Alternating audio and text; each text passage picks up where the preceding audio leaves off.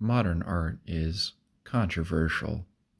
It seems that everyone you talk with, from the highest cultured savants in museums to your confused and angry grandfather who remembers when art was real, voices their opinion on modern art.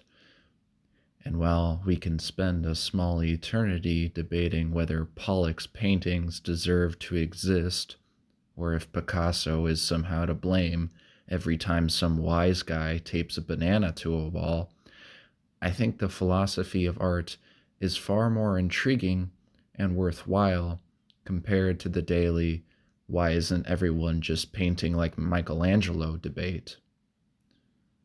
What interests me then is not the debate of whether this or that should be, but rather, now that it is, what is it saying? It is with this question in mind, obtaining the help of thinkers such as Deleuze, Heidegger, Jean-Luc Marion, and even a bit of our old friend Levinas, that I hope to guide you, the viewer, through a different museum than you're probably used to. And our exhibit begins with this man, Francis Bacon. Our tour today will not begin with the same old method of talking about the artist, digging through his life, psychoanalyzing every brushstroke, and four-move checkmating the man into a solved problem where I can pin him down and move on with my life. Wikipedia exists for this reason, and it's not my goal just to give you a list of facts, dates, and just show a few paintings off. It would be a grave violence to the experience of another. So, for the time being, let us allow the other to, in fact, be other, even to an uncomfortable level.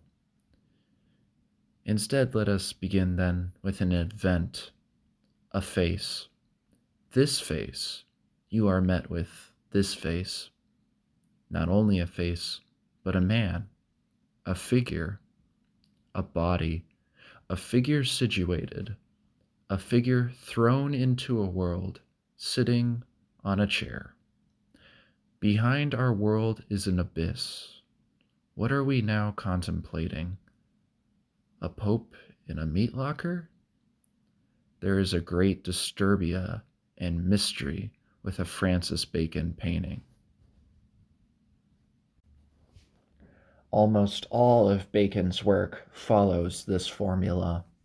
First, a face, then a figure or a body, then a world or a place where the figure is situated, and finally, the abyss, which our figure is either appearing from or dissipating into. We begin by focusing on the face. Don't look too hard. We aren't going to come across any photoshopped 4K model of the year in a Bacon painting. We will, however, find a sensation of a face. Instead of the stagnant expression of a model who clearly just wants to be out of the studio already, we find an incomprehensible mess. It is as if the face is contorted, in motion. These harken back to some rather interesting examples hidden away in Paul Cézanne's Bather paintings, where subjects seem to resemble the end of Indiana Jones and the Raiders of the Lost Ark. But why paint like this? If I want to paint a figure, shouldn't I try my best to render, as best as I can, each and every single wrinkle and dimple? This would be an excellent expression of technical ability, after all. But there is a large looming question.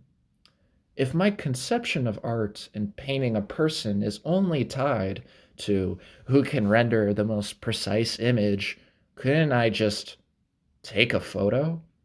If all I wanted to see and know about a person is, if all I wanted to see was what they looked like, a picture would suffice.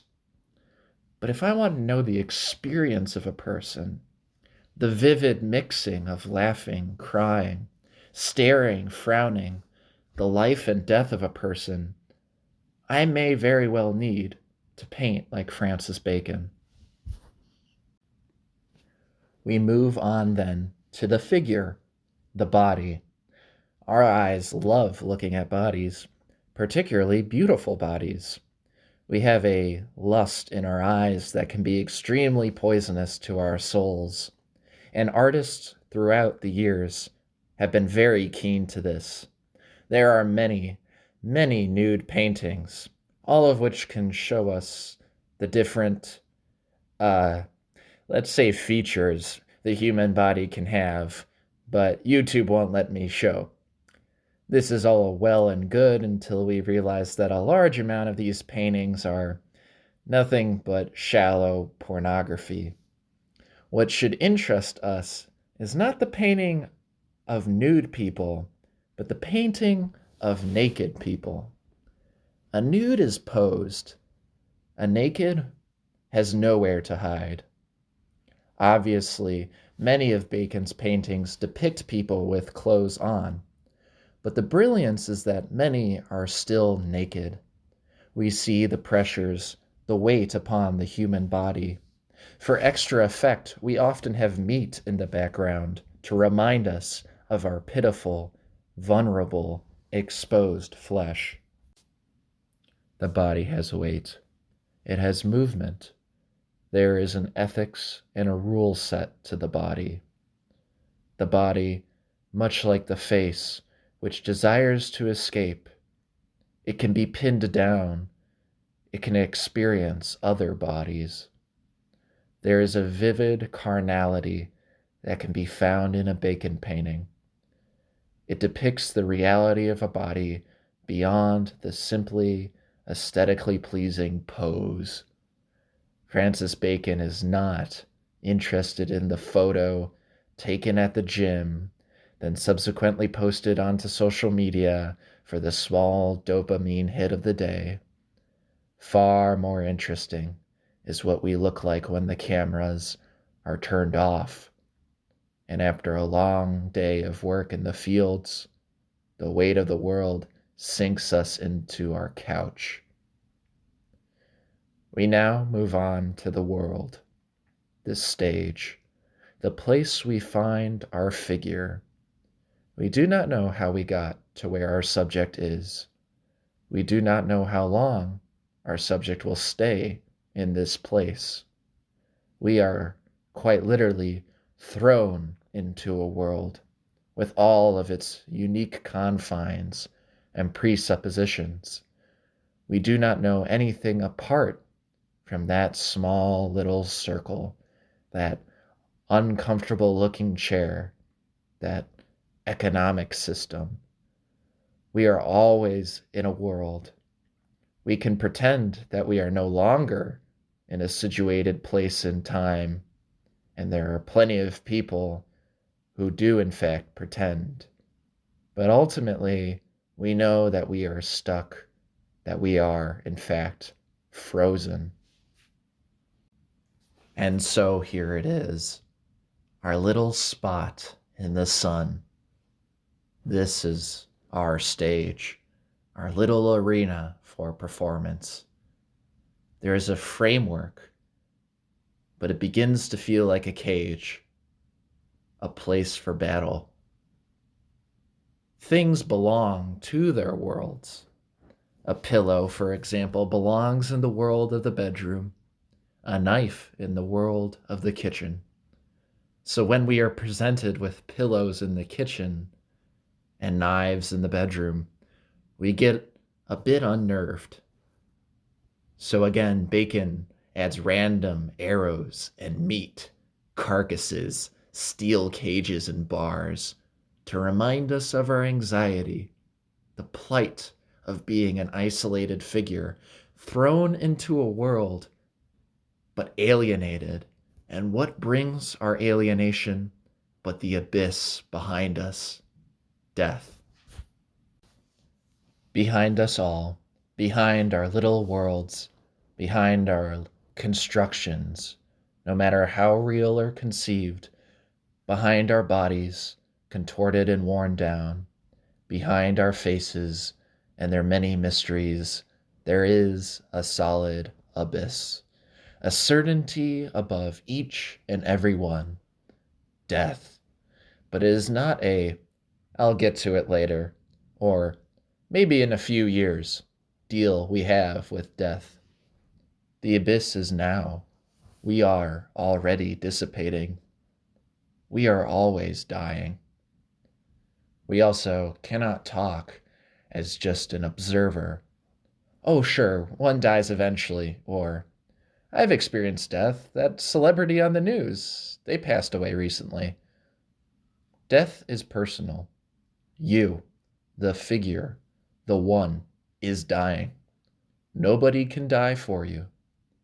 This all, then, is part of a Bacon painting. Faces, figures, bodies, places, and yes, death.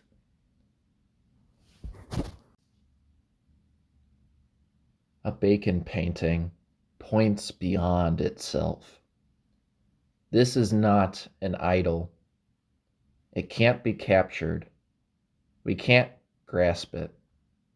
It's not easy to explain.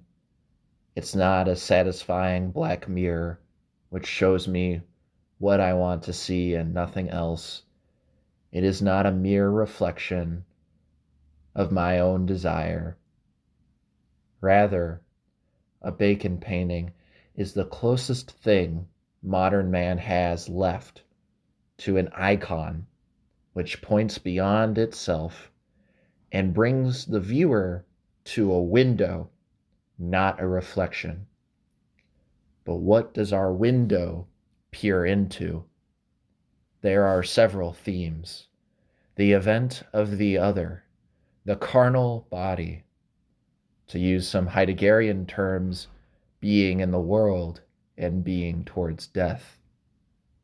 Are we satisfied with what we see in a Bacon painting? Are there things here that unnerve us or unsettle us?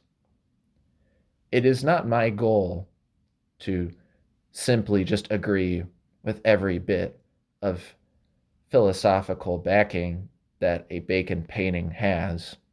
I hope one day in a future video to give different views on the human person and on reality. But for now, I think that we are shown a very useful image, the icon of modern man.